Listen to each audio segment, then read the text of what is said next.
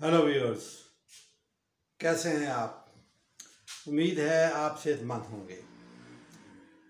रमज़ान शरीफ का महीना आज 25 रमज़ान है। ताक रात गुजर गई। ताक रात में लोगों ने लैलतुल क़द्र को तलाश करने की कोशिश की। किसी को मिली, किसी को ना मिली और किसी को 27वीं शब को मिल जाएगी। तो नाज़रीन, बात यह है कि लैलतुल क़द्र को हम तलाश करते हैं कुरान के हवाले से। और कुरान जो है वो एक सिस्टम का नाम है जो अल्लाह पाक ने हमें दिया है।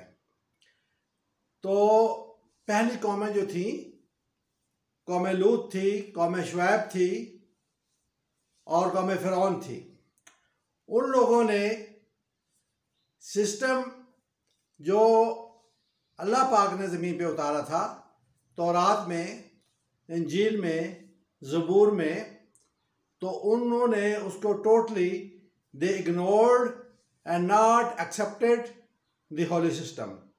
बट नाउ वी हैव कुरानुल हकीम, the revolution, the complete revolution for our life. तो नाज़रीन, कुरान पाक हमारे पास मुकम्मल दस्तूर हयात है। 3 सिस्टम होते हैं मेरे व्यूअर्स। There are 3 system. पहला system social system, second economics system and third political system. तो सोशल सिस्टम को कौम लूत ने नहीं माना और वो गर्क हो गई। इकोनॉमिक सिस्टम को कौम शुएब नहीं माना, वो कम तोलते थे और कौम लूत बेहयाई करती थी। तो कौम शुएब ने इकोनॉमिक सिस्टम को नहीं माना, मईशत सिस्टम को, मुआशी सिस्टम को नहीं माना। और कौम फ़िरौन ने क्या किया? कौम फ़िरौन ने पॉलिटिकल सिस्टम को नहीं माना। फ़िरौन ने कहा कि मैं खुदा हूं, मैं रब हूं, मेरा सिस्टम चलेगा, मेरा सिस्टम चलेगा। तो तीनों कौमों को अल्लाह पाक ने गर्क कर दिया। कौम लूत को पहले गर्क किया, कौम शुएब को गर्क किया और कौम फ़िरौन को गर्क किया। और उसके बाद last and final revolution, Quran पाक हमारे पास नबी मोहतरम, नबी मुकर्रम हज़रत मोहम्मद सल्लल्लाहु अलैहि वसल्लम के ज़रिए हम तक पहुँचा और हमें एक मुकम्मल ज़ाब्ते हयात मिल गया।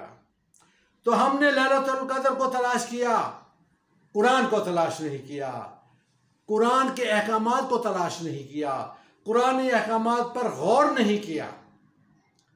आज पूरे मुल्क के अंदर तंजीम इस्लामी दौरा कुरान करवा रही है, दौरा तर्जुमा कुरान करवा रही है और लोग इससे बहुत ज़्यादा मुस्तफ़ीद हो रहे हैं, कुरानी शरई अहकामात को सीख रहे हैं।